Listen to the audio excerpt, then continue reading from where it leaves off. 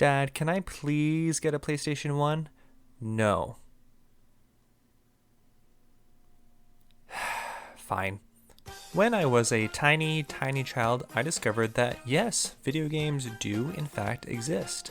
After asking over and over and over again, I was gifted with my own PlayStation 1. With that PS1, I was given 3 games: Spin Jam, a puzzle game about matching different colors; Digimon World, which was a pet sim and a SimCity building game all in one; and Tomba 2, a game about a pink-haired little jungle boy running around an interconnected world and biting evil pigs, controlling a continent to save his girlfriend. Yep, Tomba 2 was the first game I ever played in my life, whereas normally, I play a game to death and then move on, never to return. Tomba 2 was different for me. Despite decades and since growing from that tiny version of myself, and countless life experiences making me a different person several times over, I still return to that game at least yearly, completing a playthrough and enjoying the adventures of this little pink-haired jungle child. But this eventually beget the question for me: why is it that I keep returning to this game? What makes this game special to me outside of it being the first game that I ever played? Well, let me tell you, and why I think that you should experience it. Tomba began life as the brainchild of Tokuro Fujiwara, an ex-Capcom developer who worked on heavy-hitter brands like Resident Evil and Mega Man. Upon completing his work on Capcom projects, he made the decision to go independent. He left Capcom to found his own company, which he named Whoopee Camp, because who doesn't love a good fart joke? He wanted to create what he dubbed to be an action game, with player freedom of choice in mind. Tonally, he wanted to establish the brand's own unique identity in the market by going in the opposite direction of some of his bigger past projects like Resident Evil. This led to him crafting a bright and cheery experience. Tokuro developed, produced, and was a member of the design, programming, and art teams. On composition, he brought on Harumi Fujita for the first game and Shino Ozama for the second, with the international version receiving its own unique score by Ashif Hakik. With these small teams, the group worked together to create fun action experiences that would resonate with both children and the kid inside every adult worldwide. To accomplish this, they designed a puzzle platformer. You are the titular Tomba, and you have a massive adventure to thwart the plots of the evil pigs taking over the continent. The first game has the evil swine steal your bracelet, which was an heirloom gifted by Tomba's grandfather. The second features Tomba rescuing his girlfriend Tabby after she's been kidnapped by the evil pigs who have returned for more mischief. Ultimately, the narrative is set up to give the player motivation to travel through the locales and settings. But the real individuality of the narrative, yes, I know it's a game about magical evil pigs, just hear me out here, comes through the game's quest system. As Tomba travels through the world, talks to passersby, and picks up items, he will unlock quests and jobs which he can complete to progress the narrative. He is rewarded with items, points, or more dialogue in turn. This creates a feedback loop where the more the player engages with the world, the more they are rewarded with new objectives to complete while creating a tangible difference in the game's world.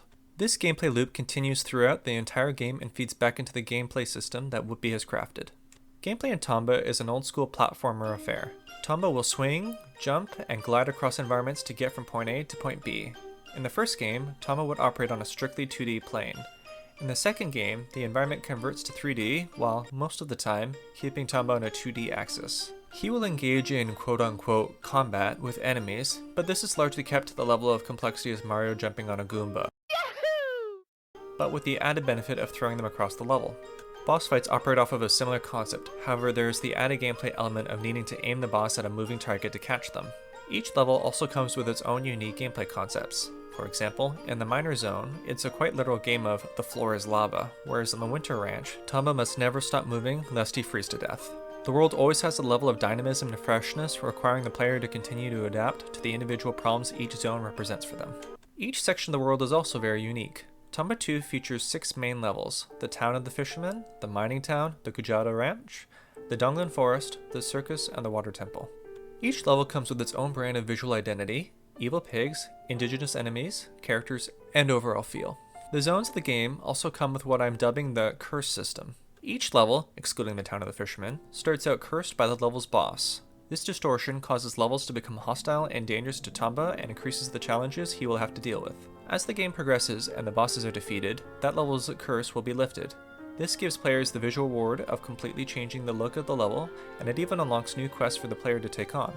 This allows for a fresh feeling of exploration when going back through these environments to backtrack for more quests. Lifting the curse not only changes the level visually, but it even changes the music. The Tomba soundtracks feature whimsy and a bounciness that really bring the player into the right emotional state to enjoy these environments. From the light and tropical theme of the fisherman's town, to the slow intensity of the final boss theme,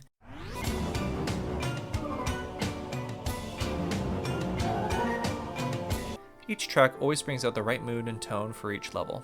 Japanese and the international soundtracks focus on different elements of the game as well, allowing for multiple palettes to be accommodated. The traditional Japanese soundtrack heavily emphasizes the childhood whimsy of the environment,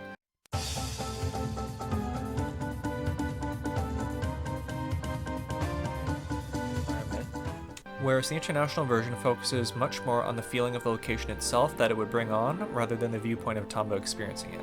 Regardless of which country you choose, the OST brings in remixes of the tracks for the cursed and uncursed versions of each zone, providing an audio reward in addition to the visual one for defeating the game's bosses. The game all comes together to create the one game I not only enjoy beating repeatedly, but I also enjoy speedrunning. Tomba's chore system allows for the game to be endlessly optimized by changing the order in which quests are completed. This means for someone who, like me, gets a strong sense of accomplishment from the inane things of life like a clean bedroom, Tomba tickles that fancy, rewarding the player for beating it more efficiently while having the freedom to complete it differently each time. This leads to experiences that are consistently unique while becoming more and more optimized the more you play the game. As you learn the systems of the game and get better at completing them, the game rewards you with faster and faster passage through its zones. Over time, this eventually becomes like exploring your own home, if your own home was a giant continent. This expands and expands. The world of Tomba 2 ultimately feels like your own playground. Everything fits in place and each section of the game has meaning. You not only know the function of every weapon, costume, and quest item but you know when and how to use them to get the most reward possible for your knowledge and playtime. Now, as much as I'm going to praise Tomba 2, the game does come up short with its own problems and shortfalls. The switch to 3D was a graphical leap to be sure, but since 3D platforming was still in its infancy, some of the jumps can be a bit vague. The game's weapon systems also wind up being largely cosmetic in nature, as nearly all weapons, excluding the hammers, have the exact same function and hitbox. This means that while some environmental puzzles require certain weapons, broadly speaking, there's no reason to switch from your starting blackjack. There are also some quest objectives that are really obtuse, like one subquest which involves you jumping into a sea of tar. Normally, this would kill you, but if you jump in the exact right spot, you will get the quest item and can return it. There's really no indication of where the right spot to jump is. This and other random quests like it really make having a guide handy, almost a requirement to enjoy the game properly. Now, these problems contributed to a lot of the issues Whoopee Camp as a whole experienced. While both games were critically received quite well, they flopped in regards to sales figures. Neither title managed to reach their sales quotas. The first sold at least enough copies to generate a sequel, but Tomba 2 sold even less than the first. This ultimately led to Whoopee Camp being disbanded and Tokuro's eventual return to Capcom. His creative ambitions were no longer able to be fulfilled on his own terms. So why bother discussing this game? Why pick this little niche game to make a video on after the last little niche game that I finished? Well, as mentioned at the start, this little niche game is about a pink-haired little jungle boy, and he was my introduction to video games. If I'm going to be able to share even a little bit of what these quirky games did for me, then I wanted to give them a platform so others could discover them. I think these games deserved more love than they got, and I hope that you'll take a bit of time to experience them. Hey guys, thanks for checking out the video. I really hope you enjoyed it. I wanted to thank World of Longplays for their footage of the game, as it was a really big help in building this. Links to their website and the channel in the description below. Stay well and see you guys next time.